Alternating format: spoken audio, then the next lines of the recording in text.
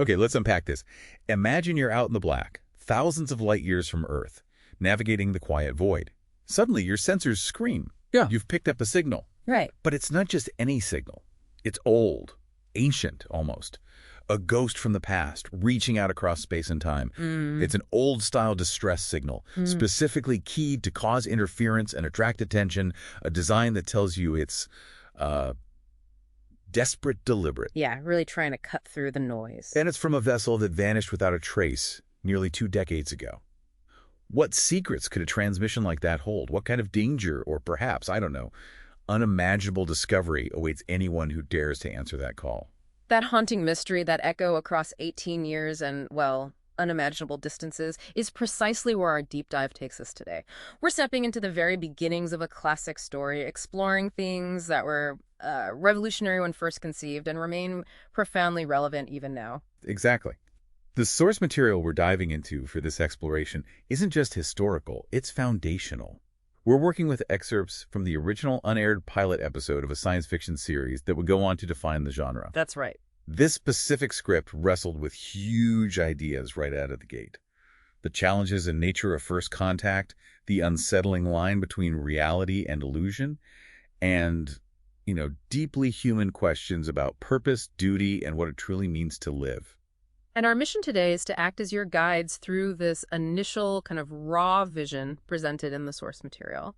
We'll follow the journey of the ship's captain, Christopher Pike, and his crew as they respond to this signal. Okay. We'll peel back the layers of the strange encounter they face on a distant planet, extracting the key insights about the alien species they discover, the telepathic Talosians, the bizarre, mind-bending reality they impose, and the surprising, intensely personal challenges that confront the human characters, most notably the captain himself. Right. We're going to move through the narrative as it unfolds in the source, experiencing it moment by moment.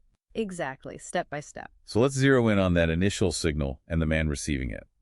The source material immediately sets a tone of unease, not just from the mysterious signal itself, but from the state of the captain. That's right. The ship detects this peculiar signal. As you mentioned, it's an old-style distress signal described as keyed to cause interference and attract attention this way. It's almost primitive in its method, designed to cut through the noise of space and be undeniable. And they trace it. It's coming from the Talos Star Group, a region noted as having never been explored. Uncharted territory. And the ship sending it is identified, the SS Columbia, a survey expedition that simply disappeared in that region approximately 18 years ago. It's like finding a message in a bottle that's been drifting for centuries. And the source explains the time delay quite starkly. The signal took that long for a radio beam to travel from there to here. It immediately conveys the vastness of space and the isolation of this event. 18 years. I mean, that's a lifetime in space travel terms. They managed some preliminary scans of the Talos Group. It's a solar system similar to Earth with 11 planets. Planet number 4 is particularly interesting. Number 4 seems to be Class M, meaning it has an oxygen atmosphere. Okay, that's significant. For a science vessel responding to a distress call, a Class M planet is a huge flag. It indicates potential for life, for survival. It suggests the survey crew could have made it to the surface. But Captain Pike's initial reaction is cautious, perhaps even weary. The signal itself offers no indication of survivors.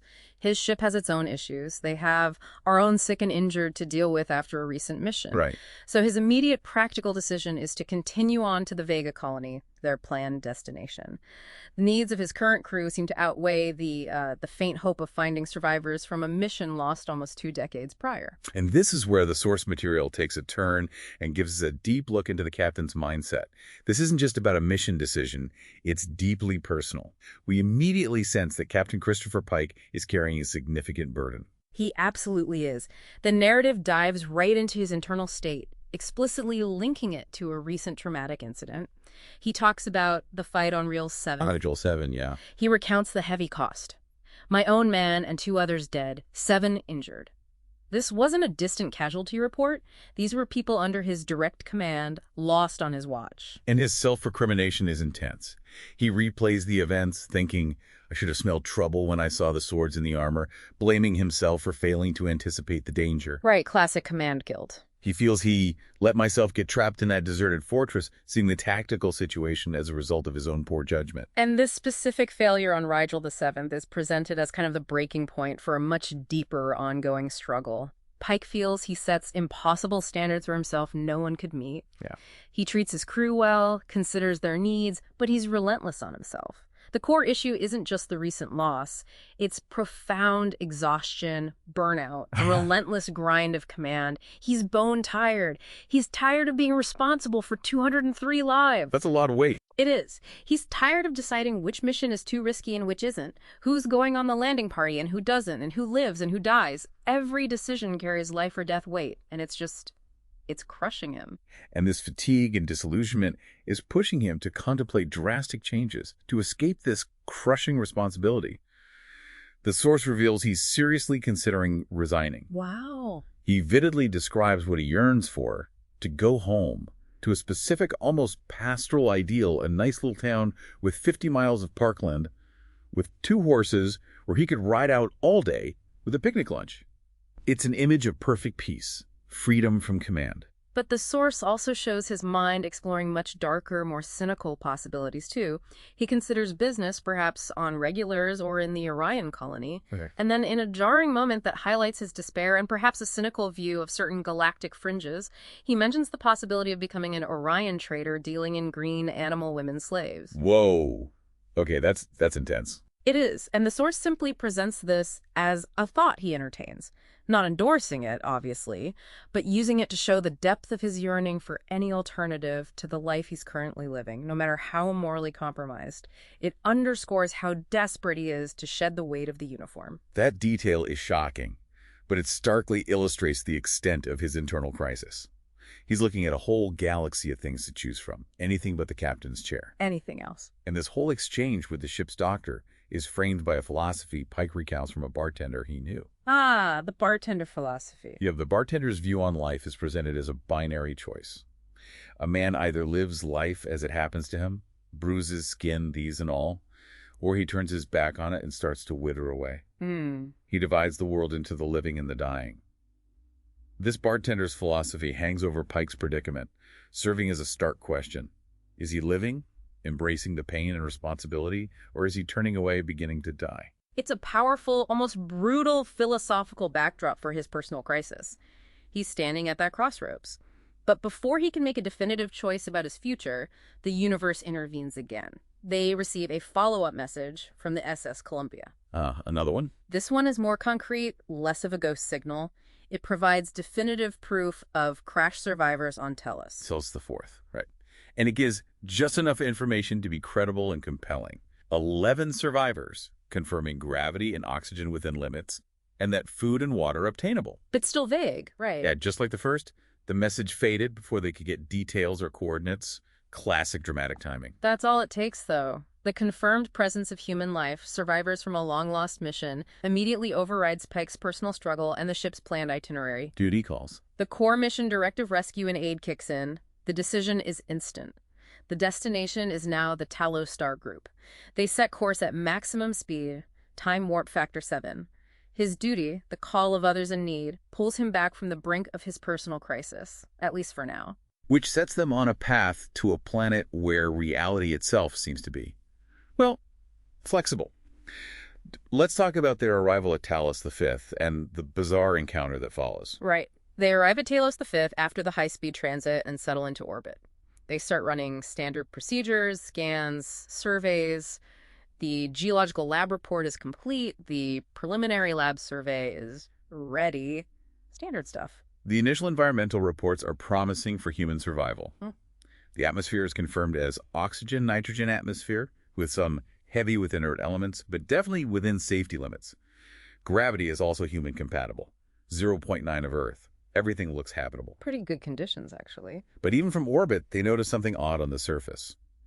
There are unusual reflections that polarize out as rounded metal bits, suggesting possible debris. The initial thought is, could be parts of the spaceship hull, potentially linked to the SS Columbia wreck. It's the first tangible evidence. Okay, so something's definitely down there. So based on the Class M environment and the potential debris, the logical next step is to deploy a landing party. A group of 6 is equipped. Number 1, described as the ship's most experienced officer, is instructed to remain on the ship to maintain command and provide support, a standard, sensible precaution. Makes sense. Keep command intact. They choose their landing site carefully. A canyon, The rationale is to set down completely unobserved, hoping for a covert insertion to assess the situation before revealing their presence. Good tactical thinking for an unknown situation. And when they beam down into the canyon, they see exactly what they hoped to see.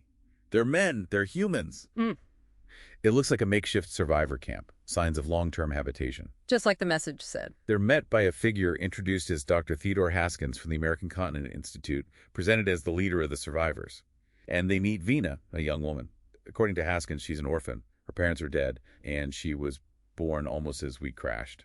Wow, born there, 18 years old. The survivors appear to be healthy and intelligent, which is remarkable resilience for 18 years marooned. The exchange is exactly what you'd expect from a rescue.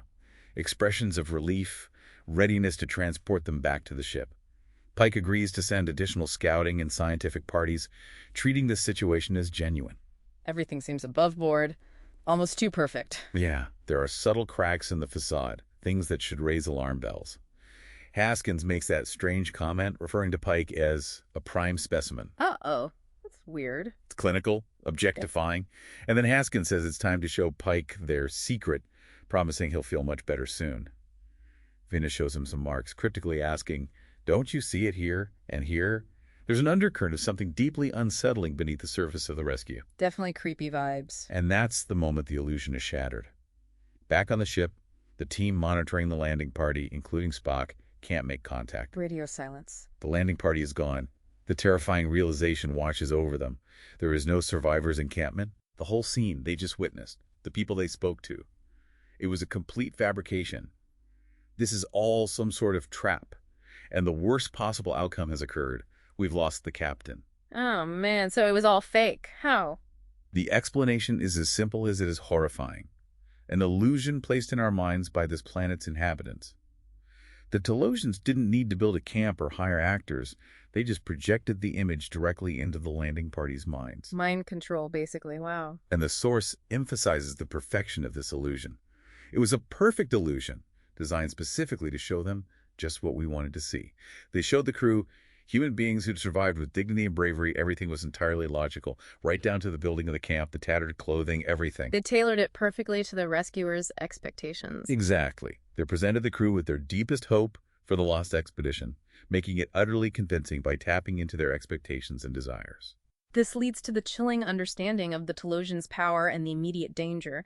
The inhabitants can read our minds. They can create illusions out of a person's own thoughts, memories, and experiences, even out of a person's own desires. Think about that. They weaponize your own inner world against you. That's terrifying. And these aren't just fleeting images. The source states they are illusions, just as real and solid as this tabletop, and just as impossible to ignore. They can make you perceive anything, no matter how outlandish, as physical reality. So it feels completely real to the person experiencing it. You can't just ignore it. Not at all. That's a truly terrifying capability. It's not just visual trickery. It's manipulating your very perception of reality. Yeah. And it immediately begs the question, who are these beings capable of such power? These are the inhabitants of Talos IV, identified throughout the source as the Talosians. Although their name isn't explicitly stated at this moment in the dialogue, their actions define them. Based on the initial scan showing a barren surface and the discovery of their power, it's deduced they must live deep underground, likely having to manufacture food and other needs down there. Which fits with the scans. Exactly. This aligns perfectly with the surface conditions the scans revealed, too barren to support life, without considerably more vegetation or some animals. They retreated underground long ago. Their power, as we've discussed, is telepathy. Pike, now their captive, hears them speaking but realizes he's not hearing voices. He's receiving their thought transmissions. Direct mind-to-mind communication. The crew back on the ship understands this too. They can read my mind, they can read yours. It's a direct mental connection. And this telepathy is the engine of their illusions. As the crew realizes, they create these intricate, convincing realities from a person's own thoughts, memories, and experiences, even out of a person's own desires. They literally mine your subconscious and conscious mind to build the world you perceive. When they first observe Pike, their assessment of his capabilities is quite dismissive, even insulting. They initially judge his intelligence as shockingly limited.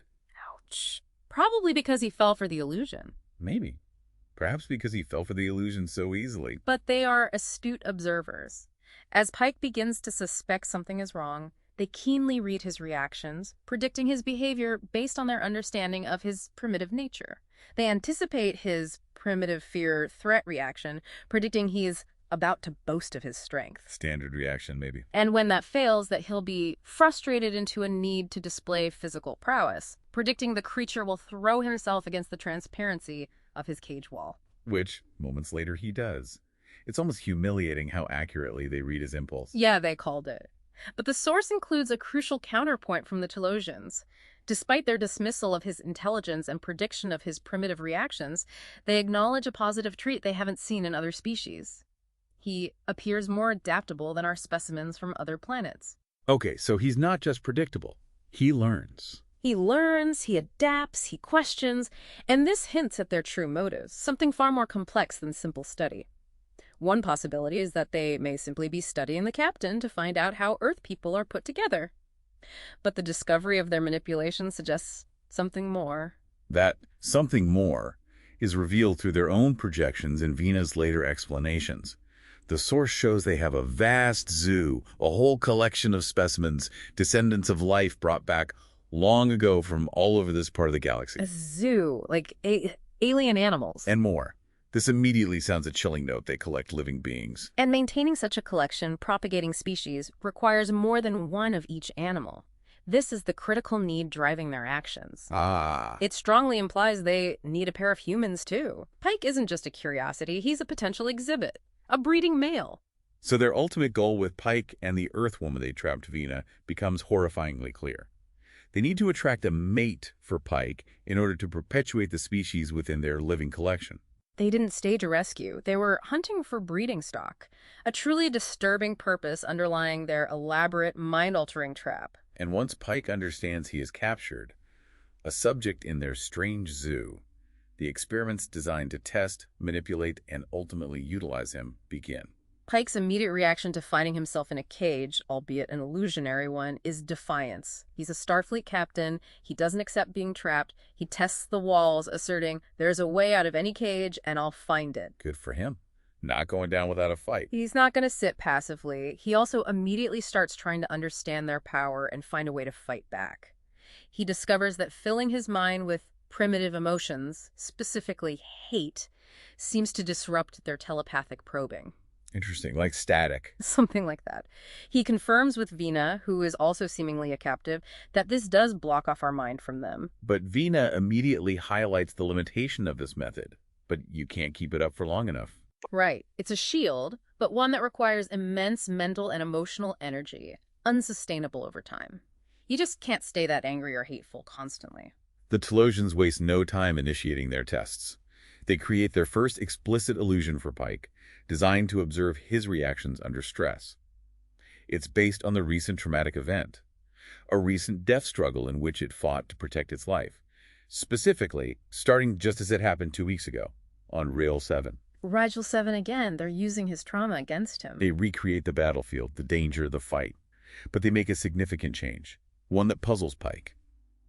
They include Vina in the illusion. Vina, but she wasn't there. Exactly. Pike immediately questions this. Why you again? Why didn't they create a different girl? He knows she wasn't there. She's not from his past. He struggles with the pervasive reality of the illusion. He knows logically it's only a dream, it's not real.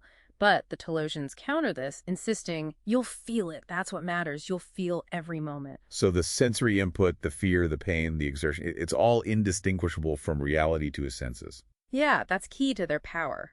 The emotional and physical experience is real, even if the environment is fabricated. And Vina, within this illusion, acts in a way that genuinely confuses him. She seems truly frightened by the Rigel the Seventh battle unfolding around them. Pike asks, why would an illusion be frightened? Good question. Her answer is intriguing, suggesting she's more than just a passive projection. Because that's the way you imagined me.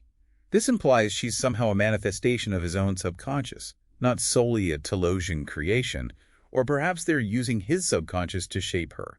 That's complicated. Is she real? Is she part of his mind? Pike's confusion about Vina grows. He tells her, who are you? You act as if this were real to you, and stresses, I've never met you before, never even imagined you. Vina's explanation, only deepens the mystery. Perhaps they made me out of dreams you've forgotten, and chillingly, she states, I can wear whatever you wish or be anything you wish. So she's like a blank slate they can project onto, Mm. or projects from him. This positions her as a malleable entity, seemingly at the mercy of the Talosians' will and Pike's thoughts. Pike starts to grasp the purpose of these elaborate scenarios. He states, so they can see how this specimen performs, and they want to see how I react. He's being tested, observed like an animal in a lab. He even wonders if their observation is detached, asking, do they do more than just watch me? Do they feel with me too? Are they experiencing his pain and fear through the link? Vina, positioned by the Talosians as a potential partner, offers him a tantalizing way out, or at least comfort. She presents herself as a means to fulfill his desires, offering whatever dream you want, any woman you've ever imagined, anything you want in the whole universe. He's the ultimate fantasy generator. She suggests he let her please me, implying physical or emotional fulfillment within the illusion. But Pike, ever the strategist, tries to use her to gain information. He turns her offer back on her, saying, yes, you can please me, you can tell me about them. Is there any way I can keep them from probing my mind and from using my thoughts against me? Smart move. He's not interested in comfortable illusions. He wants agency, freedom. Vina's reaction stating that his question frightens you, and that it means there is a way, is a critical revelation. It confirms that Talosians do have limitations, and Pike's desire for freedom points towards it. Ah, so there's a weakness. Vina then provides Pike with crucial background on the Talosians, offering a glimpse into their tragic history. She reveals a war thousands of centuries ago that devastated the surface of their planet, making it the barren wasteland it is today. A planetary catastrophe. This catastrophic event forced the Talosians underground, where they survived and focused their evolution on developing their immense mental powers, their telepathy, and illusion casting. But this reliance on mental power became a trap in itself, a narcotic, as Vina puts it. How so? Vina explains the devastating consequence. When dreams become more important than reality, you give up travel, building, creating. They became so immersed in illusion and the thought record of the past that they lost the ability to function in the real world. They even forget how to repair the machines left behind by your ancestors, becoming completely dependent on reliving past experiences their own, or those from probing the minds of zoo specimens. So they're trapped in their own history, their own minds. Pretty much. Pike, connecting the dots, raises the chilling possibility Vina was initially hesitant to voice. Are they seeking a colony of slaves? Do they need humans to build things for them, to perform the physical labor they are no longer capable of? That makes sense given their decline. Vina's sharp response, telling him to stop it, is a clear indication he's hit upon their true, desperate purpose. They need a working class. The Talosians aren't solely focused on seduction via pleasant illusions. They also employ punishment and conditioning to break Pike's will and make him compliant. Right, the stick to go with the carrot. They demonstrate this by attempting to force him to accept nourishment. They present a nourishing protein complex, offering him the illusion of it appearing as any food you wish, a seemingly benevolent gesture, but it's accompanied by a threat of the unpleasant alternative of punishment if he refuses. Pike, however, continues to defy them, pushing back against their control. He states, and if I prefer to starve, highlighting their limits by pointing out they can't simply put irresistible hunger into his mind. Another limitation found. They can make food appear, threaten punishment, but they cannot fully override his basic physical needs or his will to resist. The Talosian response to his defiance is to threaten something more insidious. Things even more unpleasant, drawn from deeper in your mind. Psychological torture. Nasty. But then, the focus shifts away from Pike. They turn their attention to Vina, stating, now to the female. This immediately implies she's being subjected to conditioning or punishment as a consequence of Pike's lack of cooperation. Punishing her to control him. Exactly. This is confirmed later when a Talosian refers to the female now properly conditioned, and Pike, understanding what's happening, acidly retorts, you mean properly punished. Her suffering is being used to pressure him. That's manipulative on a whole other level. This reveals their core strategy to manipulate Pike into compliance. Leverage his inherent protectiveness.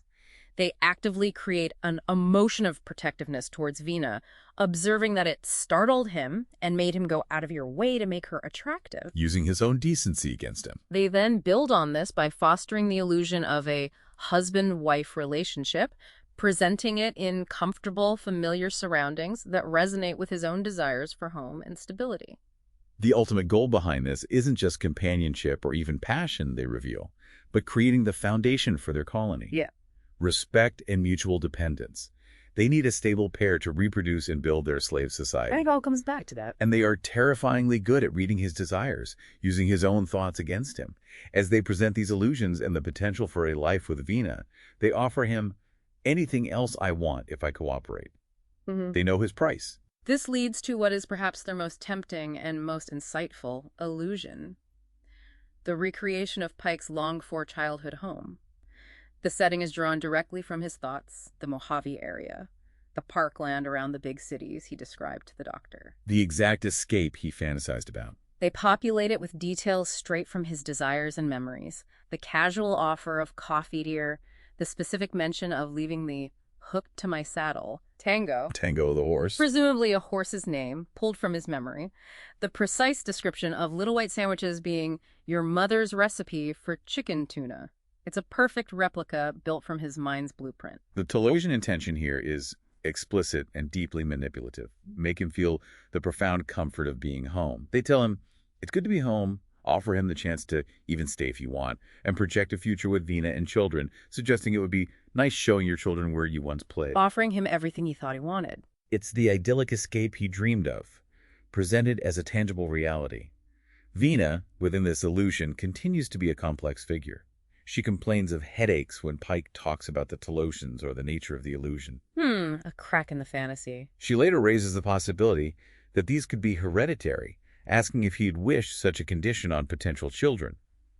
This could be the Talosians using her to subtly reinforce their goal of breeding, or perhaps Vina herself is trying to introduce a flaw into the perfect illusion, hinting at the reality of her own condition. Or maybe both. Hard to tell with these illusions. And this is the moment of Pike's profound realization. Standing in his dream home, offered the life he confessed to wanting just days ago, he connected back to his earlier conversation with the doctor. He notes that just about 24 hours ago, I was telling the ship's doctor how much I wanted something that not very different from what we have here. He sees the trap. He recognizes this illusion for what it truly is. An escape from reality life with no frustrations, no responsibilities. And in experiencing it, he finally understands the doctor's answer, which echoed the bartender's philosophy. What was that again? He recites the core of it, because you either live like bruises, skin, these and all, or you turn your back on it and start dying. The perfect life without struggle, the life of pure illusion and no responsibility, is not living. It's a form of death.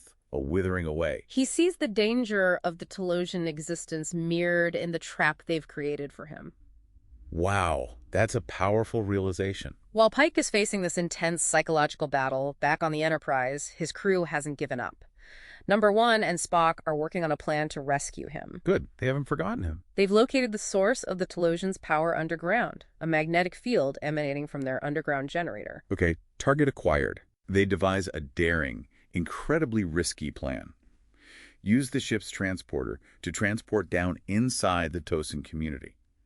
Their goal is to materialize near Pike's cage and attempt to blast through the metal wall using the ship's energy beam to their weapons. Transporting inside, that's gutsy. What if they get the coordinates wrong? Exactly. The source emphasizes the extreme danger involved. If the measurements they took of the underground facility potentially derived from information the Talosians allowed them to see, which could be another illusion or wrong, they could materialize inside solid rock. Instant death. It's a potentially fatal gamble. Number 1 calls for volunteers, explicitly stating, nothing will be said if any volunteer wants to back out, acknowledging the risk. The Talosians, however, are aware of the rescue attempt and immediately interfere. The landing party's weapons and devices start failing. They don't work, the crew reports, despite being fully charged when we left. Power drain. They're neutralizing the threat. They're dead. The Talosians are draining their power, rendering them helpless. And the interference isn't just physical, it's perceptual. Another layer of illusion. Back on the ship, they believe their attempt to blast through the wall failed, noting, the top of that null should have been sheared off the first second. But it wasn't. Pike, from inside the cage, realizes, maybe it was, and the Talosians kept us from seeing it too.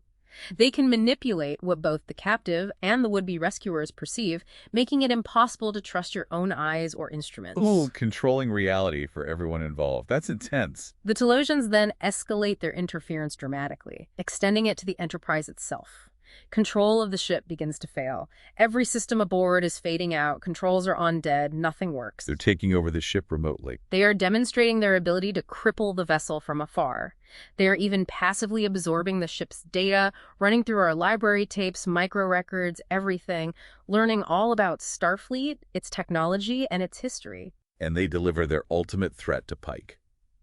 With illusion, they can make your crew work the wrong controls or push any button it takes to destroy your ship. Oh no, they don't even need to board. They don't need to invade the bridge. They can simply project false realities or commands into the minds of the crew, making them destroy their own vessel. They can turn the ship's crew into involuntary saboteurs. Faced with the potential destruction of his command and his crew, Pike makes a final, audacious gamble. He bets that the Talosians, despite their immense power and alien perspective, are too intelligent to kill for no reason at all. Banking on their rationality. Their actions seem driven by need and study, not wanton destruction. His strategy is based on that bet. He postulates that they've made his handheld laser weapon appear empty as part of their control, but it isn't truly drained. A bluff within an illusion. He takes the weapon and points it at the head of the magistrate, one of the Talosian leaders overseeing him, threatening to test the weapon out on your head. It's a stark, primitive threat against an advanced mental species. Does it work? And it works. The Talosians back down from the immediate threat to the ship. They instruct the crew, make contact, number 1, indicating they are lifting the interference. And crucially, they reveal that the rescue party did cut through the wall as planned. The illusion had kept both Pike and the ship's crew from seeing the successful breach. Wow. His gamble paid off. Pike's understanding of their calculated nature, his gamble on their intelligence over impulsiveness, paid off, saving his crew and opening a path to escape. With the immediate threat neutralized and Pike reunited with the landing party who beamed down, the Talosians finally clarify their purpose for humanity, confirming Pike's grim suspicions. Okay, the big reveal. They reiterate their core goal, to secure Pike and a suitable female specimen, initially Vina. But as the dialogue proceeds, they present others from their collection as potential mates to start a human colony on Talos IV, and Adam and Eve for their planet. Just like he suspected. They even offer to help them reclaim the planet's surface, providing plant life from their zoological gardens. It sounds almost Edenic, but there's a crucial catch. The catch being? The desired outcome reveals the true nature of their plan, confirming the slave colony's suspicion. Their intention is explicit, to evolve you into a society trained to serve as artisans technicians. Not equals servants. They don't want equals. They want a subservient labor force, engineered to build and repair what the Talosians themselves are no longer capable of. Pike, despite the offers and the potential for escape for himself, stands defiant against this plan. He tries one last time to bargain, offering himself, "You and your life for the lives of these 2 Earth women." Vina and Yeoman Colt, right. Referring to Vina and Yeoman Colt, who transported down, he offers to stay if they let the others go back to the ship. But he doesn't compromise on the principle. He unequivocally states, it's wrong to create a whole race of humans to live as slaves. Taking a moral stand. He recognizes the moral abomination of their plan, regardless of the promised comfort or benevolence. To emphasize humanity's rejection of such a future, Pike attempts to force their hand, demonstrating the primitive human quality they noted. He sets his weapon to overload, threatening self-destruction for himself and the captive women. Threatening to blow them all up. He asks the Talosians directly, "Do you intend to destroy yourselves?" His action is a calculated risk, meant to show them how primitive humans are, willing to choose death over absolute control and captivity.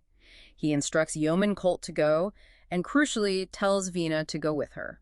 This act of ultimate defiance, this willingness to embrace destruction rather than subjugation, leads to the Talosians' fascinating and, for them, tragic final assessment of the human race. What do they make of that? They admit Pike's actions allowed them to assimilate information about humans more effectively than their own crude records, which consumed much time. They got a clear picture of what humanity truly is. And what they learned was definitive, they state. Customs and history of your race show a unique hatred of captivity, even when it's pleasant and benevolent. This is their core finding about humanity. We just really hate being caged. They conclude that humans prefer death to being prisoners, no matter how comfortable the cage or how kind the captor might seem. This leads directly to their final, stark verdict. This makes you too violent and dangerous a species for our needs. Too dangerous. Because we value freedom. Violent not in a sense of unprovoked aggression necessarily, but violent in the sense of resisting control, violently rejecting captivity even unto death. That quality, which we might see as resilience or a love of freedom, they see as a dangerous instability, incompatible with their docile slave breeding plan. The implications of this assessment are significant, both for humanity and for the Talosians. For the Talosians, the consequence of humanity's unsuitability is dire. It has condemned the Tosian race to eventual death. Wow. Because they can't use us. They explain why this is the case. No other specimen has shown your adaptability, meaning humans were their last hope for creating a workforce capable of reclaiming their world and preventing their slow decline into extinction via sedentary dream living. So we were their only chance, and our nature makes us unusable for them. Tragic irony. And when Pike, perhaps searching for a way for the Talosians to survive, suggests some form of trade or mutual cooperation, perhaps sharing knowledge without captivity, they refuse. Why? Their final words on the matter are damning. Your race would learn our power of illusion and destroy itself too. They see humanity's inherent nature, this violent rejection of control coupled with adaptability, as a recipe for self-destruction if given access to their mind-altering power. They think we couldn't handle it. It's not just that humans aren't suitable for their needs. Humans are too dangerous, full stop, even to themselves with that power. So having delivered their verdict and deemed humanity unsuitable for their grim purposes, the immediate aftermath involves the release of Pike and his crew. They just let him go. The Talosians acknowledge their failure, essentially saying, he means that they can't use you, you are free to go back to the ship. Simultaneously, the crippling interference on the Enterprise ceases. All power has come on. The ship's systems return to normal. The helm is answering to control. Pike and the female landing party member, Yeoman Colt, are transported back to the ship, leaving the Talosian underground complex behind. But Vina remains. She makes her own choice, stating clearly, I can't go with you. And Pike, perhaps understanding more than he initially did, agrees with her reasons. He doesn't argue, doesn't try to force her. Why? Why does she stay? This is the moment the Talosians reveal the full truth of Vina's situation to Pike. They show him the female's true appearance, the reality beneath the illusion. She was found in the wreckage of the SS Columbia, a dying lump of flesh. Oh, God. She was critically injured. They explain that they rebuilt me, everything works. The Talosians used their power and technology to save her life, but critically, they had never seen a human, and therefore had no guide for putting me back together perfectly. So she's disfigured. Her physical body was irrevocably broken, rebuilt, but not in a form that could survive outside their care or the illusion they provide. This is why she couldn't just beam back to the ship. That's heartbreaking. They explain why they maintained the illusion of her beauty and health for Pike. It was necessary to convince you her desire to stay is an honest one. They needed him to believe she chose the illusion and him because she wanted to, not because she was physically dependent on it for survival. So Vina's fate is to remain with the Talosians. But it's not simply a life of suffering. The Talosians give her back her illusion of beauty and more. She gets to live in the dream. She chooses to live in the perfect reality they can create for her, one where she is whole and beautiful rather than the painful reality of her true, broken form. While Pike returns to the messy, difficult reality of his life in command, she stays in her preferred illusion. The Talosians offer a final, poignant, perhaps even sympathetic comment to Pike. He has an illusion, and you have reality. May you find your way as pleasant. Wow. Heavy stuff. Back on the bridge of the Enterprise, Pike's physical state is visibly improved after the ordeal. He feels fine. Just fine. The doctor notes he looks 100% better. The shock to the system worked, maybe. The extreme stress and subsequent revelations seem to have shocked him out of his burnout. He explicitly connects his experience back to his earlier internal conflict and the bartender's philosophy. He confirms to the doctor that he's even been home, referencing the illusion of his childhood. And he reiterates the core lesson, showing he finally understands it not intellectually, but viscerally. He relates his experience of the illusionary life, an escape from reality, no frustrations, no responsibilities to the doctor's advice, live like bruises, skin, these and all, or you turn your back on it and start dying. He chose reality. He has chosen to live embracing the pain, responsibility, and imperfections of reality over the static, decaying comfort of illusion. There's a brief, almost jarring return to routine as he speaks to Yeoman Colt, the female officer on the bridge, mirroring his earlier awkwardness about having women serving in certain positions. A little reminder that deep experiences don't change everything overnight. It's a small detail, perhaps showing the deep-seated nature of some of his assumptions, even after a profound experience. And then, Yeoman Colt asks a simple, almost innocent question that echoes the Talosians' plan. Who would have been Eve, referencing the female they intended for him to breed with? Bringing that all back. Pike's reaction is a sharp dismissal, a clear sign that the ordeal is over and his focus is back on the mission. Are we ready or not, he asks, pushing past the lingering echoes of the Talosians' plan and Vina's fate. It's time to leave this strange, dangerous place behind. So, looking back at this deep dive into the source material of this foundational pilot, we follow the thread of a mysterious ancient signal, encountered the advanced yet tragically flawed telepathic Talosians and their world built entirely on illusion. Right. We saw Captain Pike undergo a brutal test, tempted with the very escape he craved, forced to confront his deepest desires and fears, and we learned the surprising, almost ironic reason for humanity's ultimate rejection by the Talosians, our refusal to be caged. It's a narrative packed with insights about the human condition. It forces us to consider the inherent value of struggle, responsibility, and even pain, the bruises, skin, these and all, of reality. Yeah. It highlights the profound dangers of pure escapism, showing how a life without challenge, even a perfectly comfortable one, can lead to stagnation and a kind of death. And it zeroes in on this fundamental, perhaps unique human characteristic. Our deep-seated aversion to captivity, our preference for freedom, even at the highest cost. It really makes you pause and ask yourself, how does the idea of living in a perfect illusion, tailor-made to fulfill your every desire, stack up against the messy, unpredictable, often painful reality of actual life? Pike, after experiencing both, chose reality with all its bruises. And this theme of reality versus illusion resonates powerfully with our modern lives. In an age where we cultivate curated online personas, where entertainment offers endless avenues for escape, and where virtual and augmented realities are becoming increasingly sophisticated, well, what does the story from the 1960s suggest about our own desires for comfort or escape? Are we, in our own ways, building or seeking out our own benevolent cages? It's a good question. It leaves us with that final provocative thought, the one the Talosians themselves articulated. They saw humanity's unique hatred of captivity, our willingness to prefer death to being controlled, as a fatal flaw, something that made us too violent and dangerous for their needs, ultimately dooming their own race because they couldn't utilize us. They saw it as a destructive trait. Is our insistence on absolute freedom, even when it brings us conflict, pain, and immense challenges, truly our greatest strength, the engine of our adaptability and resilience? Or, as the Talosians concluded from their detached perspective, could this very characteristic, this unwillingness to be confined or directed, even gently, be our own unique path to self-destruction? Something to definitely think about. A lot to unpack there. Absolutely. It's something worth considering until our next deep dive.